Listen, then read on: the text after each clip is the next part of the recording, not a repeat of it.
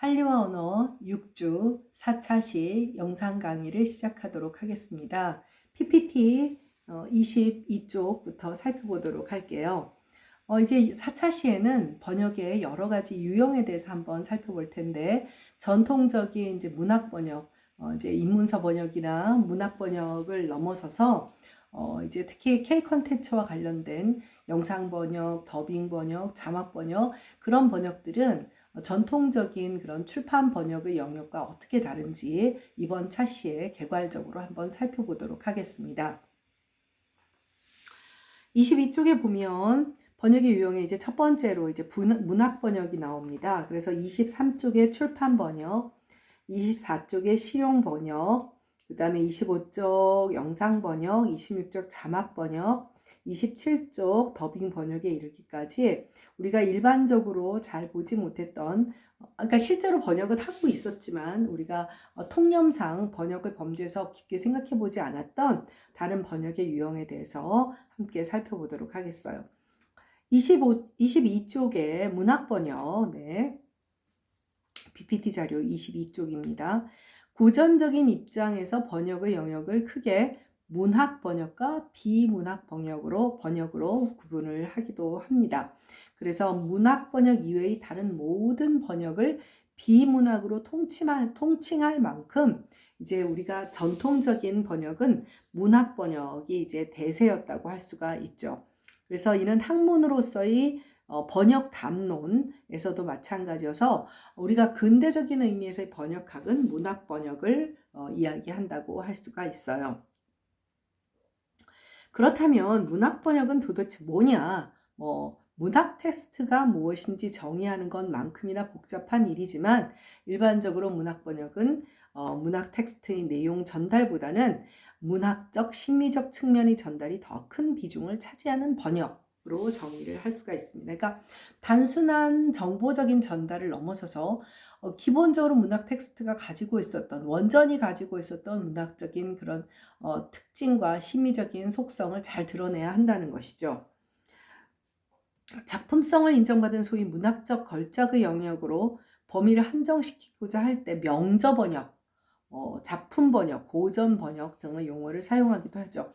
그러니까 아까 선생님이 이번 주에 계속 그 어린 왕자 얘기를 하는데, 어린 왕자 같은 경우는 전형적인 명저 번역에 해당한다고 할 수가 있어요.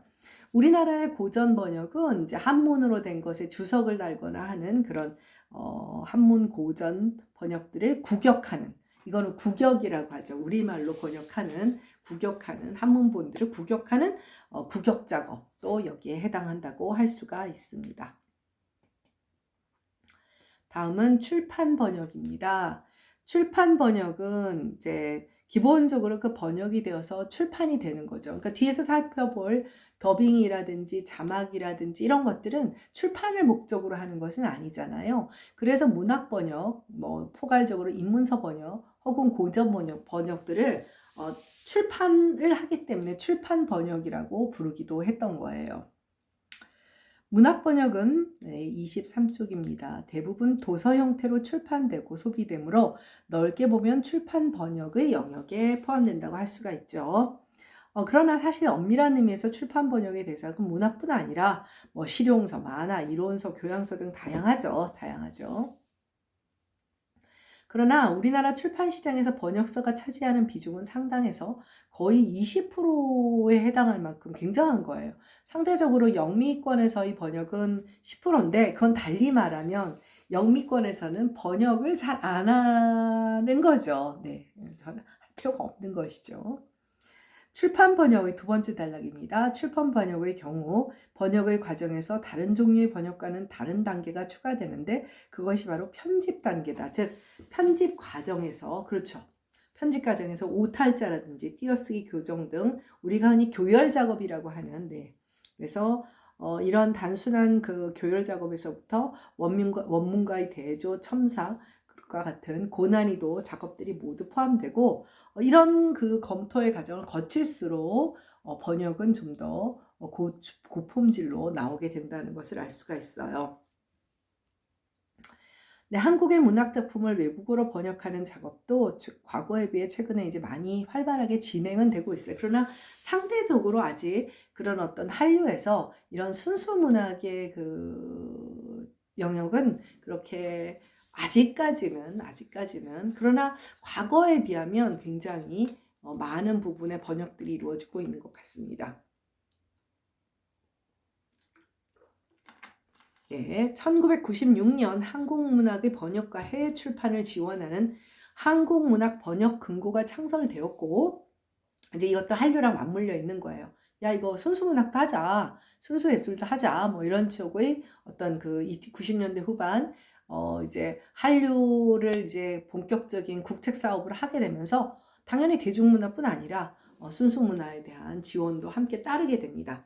그 일환으로 이제 그 번역 금고가 만들어졌고 2001년에는 한국문학 번역원이라는 것으로 확대 개편되어 한국문학의 외국어 번역을 체계적으로 지원을 하고 있고요. 외국어 번역은 언어권별로 이제 상황은 다르지만 주로 한국인과 외국인, 선생님이 앞서 말했죠. 한 조가 되어서 공식적으로 이제 이루어지는, 이건 이제 국가적인 지원을 받는 경우니까요. 네, 다음은 24쪽입니다. 24쪽 실용 번역에 해당하는 부분입니다.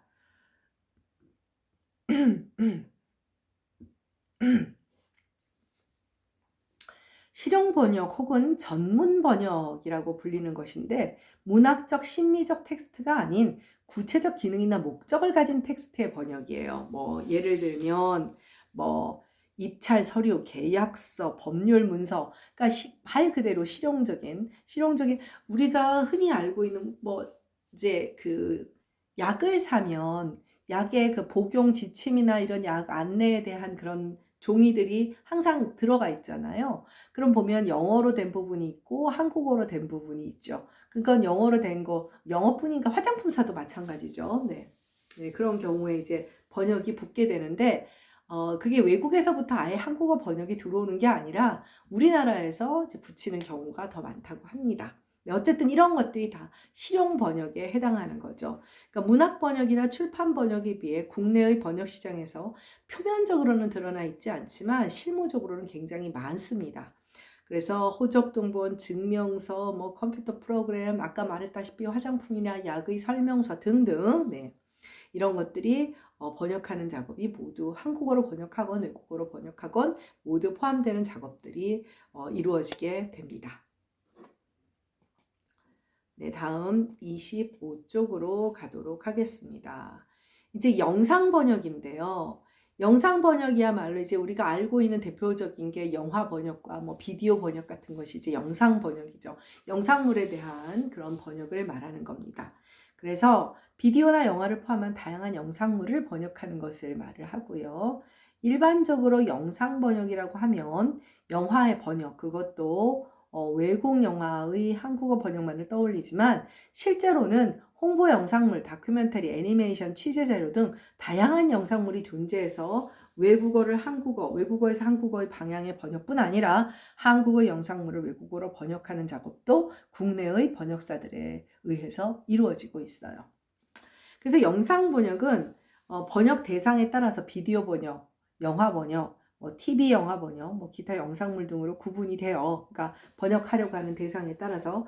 그래서 상황에 따라서 자막 번역과 더빙 번역 중 선택을 하게 됩니다. 그러니까 우리가 알다시피 영화관에 가면 멀티플렉스에 가면 뭐 예를 들면 특히 이제 애니메이션, 만화 영화 같은 경우가 그렇죠. 그래서 더빙으로 볼 거냐, 자막으로 볼 거냐. 그러니까 아이들이 어린아이들이 있는 경우에는 이제 더빙판을 보게 되고 더빙판이라고 하죠. 어른들 같은 경우 이제 왜 그 영화를 만화 영화를 보러 가는 경우 이제 더빙판보다는 원 그 이제 성우라고 할까요? 그런 사람들이 연기 목소리나 이런 것을 실감나게 듣고자 하기 위한 경우에는 이제 자막 번역을 선택을 하게 되죠. 우리의 경우에는 그렇다는 것이고요.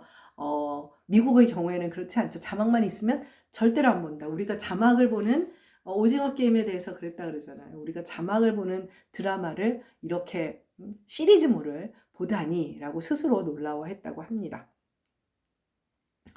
그래서 자막 번역과 더빙 번역 중 선택을 하고, 과거에는 비디오나 영화의 경우는 자막을, TV 영화의 경우에는 더빙을 선택하는 경우가 일반적이었지만, 오늘날에는 TV의 경우에도 자막 처리를 선호하는 경우가 많아요. 그러니까 옛날에 우리가 앞에서 명화극장, 주말에 명화극장 얘기했잖아요. 그러면 성우가 더빙을 해요. 그래서 주인공 남자 목소리, 주인공 여자 목소리는 늘 정해져 있어요. 늘 정해져 있을 만큼. 그래서 그때는 뭐 스타 성우가 있었어요. 주인공을 늘 하는 그런 경우에는. 그래서 그러나 지금은 전반적으로 우리나라도 그 배우의 원래 목소리를 듣고자 하는 그런 그게 많아서 이제 그 자막 번역을 선호하고 있죠. 근데 옛날에는 영화는 자막을, TV 영화는 이제 더빙을 하는 경우들이 많았어요.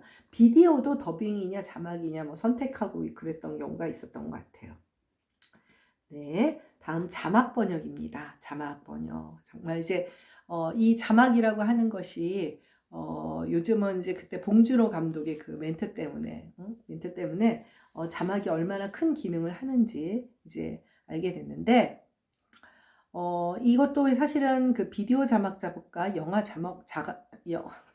비디오 자막 작업과 영화 자막 작업, 이거 뭐 저기 뭐 그 감옥 창살창 그거 못지않게 발음 연습하기가 좋겠는데요. 차이가 있어요.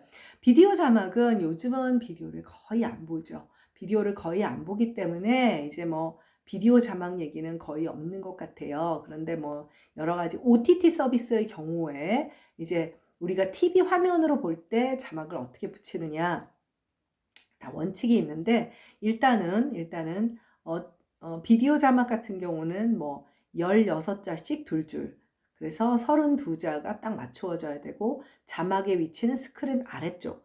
반면 영화 자막의 경우 과거 극장 좌석의 경사도가 낮았던 시절에는 스크린 오른쪽에 7자씩 3줄 혹은 8자씩 2줄이 허용된 반면, 오늘날 멀티플렉스에서 경사도가 높아져 가지고 관객들의 가시 훨씬, 예전에는 어땠냐면 앞에 좀 그 앉은 게 큰 사람이 그 앞에 앉으면요 한 3분의 1 안 보인 상태로 봐요. 그러니까 자막이 바닥에 깔리면 안 돼. 오른쪽에 있어야 되는 거예요. 이렇게 옆에 세로 읽기로 읽을 수밖에 없었던 거죠. 요즘 여러분들 세로 읽기 못하죠. 그래서 요즘은 경사도가 높아져서 가시권이 확인돼서 스크린 아래쪽에, 비디오처럼 스크린 아래쪽에 12자씩 2줄 자막을 넣게 되는 거죠. 어쨌든 이 자막 번역은 결과적으로 글자 수가 20자에서 24자 안에 제한이 되어 있어요. 제한이 되어 있다 보니 그 안에서 번역을 해야 돼요. 그 글자 수를 생각하면서 번역을 해야 되는 거예요. 그러니까 예를 들면 글자 수를 넘치지 않게 하거나 또 너무 짧아도 안 되고, 그런 것들을 고려를 해야 되는 거죠. 그래서 여러분들이 보면 그 어느 정도 좀 영어를 좀 이제 한국 사회가 영어를 좀 익숙하게 하다 보니까 자막과 말하는 게 일치하지 않는 경우들을 찾게 돼요. 좀 너무 야한 표현이다 생각하면 조금 순화시키고, 뭐 거친 폭력적인 표현도 마찬가지예요. 뭐 그리고 사자성어, 뭐 속담 같은 것도 우리식으로 바꿔서 이제 자막을 처리하죠. 자막의 번역은 원어민의 소리를 있는 그대로 들을 수 있다는 장점이 있지만, 모든 영상물에 자막을 넣을 수는 없어요. 모든 관객이 몇 초 만에 사라지는 자막을 따라가며 읽을 수 있는 것은 아니기 때문에, 아동을 대상으로 하는 만화 영화, 또 문맹률이 높은 국가에서는 더빙 번역을 여전히 많이 하고 있습니다. 네, 다음 더빙 번역입니다. 더빙 번역의 경우에는 폭넓은 시청자들을 대상으로 하는 TV 영화 번역에 이제 많이 사용이 돼요.